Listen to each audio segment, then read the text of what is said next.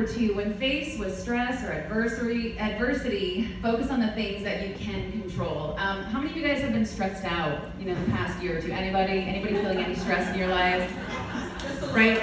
Especially since 2020 hit. Talk about stress.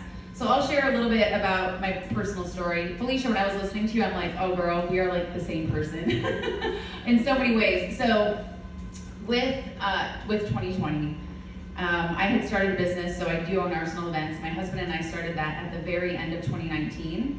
And we were set to take over for the local gentleman who was retiring in April of 2020. Well, if you were in Virginia in 2020, you know that everything shut down in March of 2020. And I lost 90% of my business that year. So I'm like, cool, no problem. I can adapt. I can control certain things.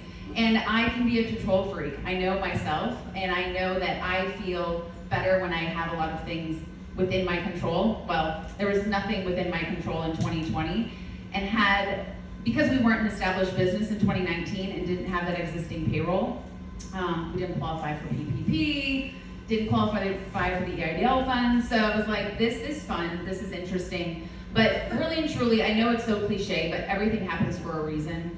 And when I was on Indeed in the summer of 2020, because I had no income coming in for my business, I saw the job posting for Pure Barre Stafford. And it was my first conversation I had with Kim, and I did my first workout at home. I told Carly I also quit my first workout at home because the Pure Barre is hard. But I told her, I said, you know what? I said, even if you don't hire me, I'm going to be a part of your studio because I know that I love this workout already. I'm going to be a part of it. And thankfully that all worked out for me. And everything really does happen for a reason. I know, again, it's cliche, but it is true. But those were the things I could control. I could get on Indeed, and I could start to look for other jobs, just like Felicia, right? Like when life throws you a curveball, you've got to figure something out.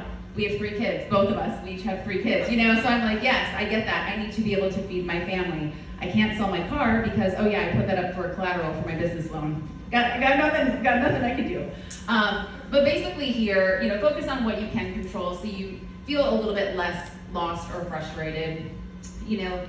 Make a list of those things you can control and kind of let go of the rest. But yeah, it is hard feeling like things are out of control. It's not the best feeling in the world, but sometimes you gotta also try to put those feelings aside and just make a little to-do list, and your little control freak will start checking things off and go like, everything's gonna be great.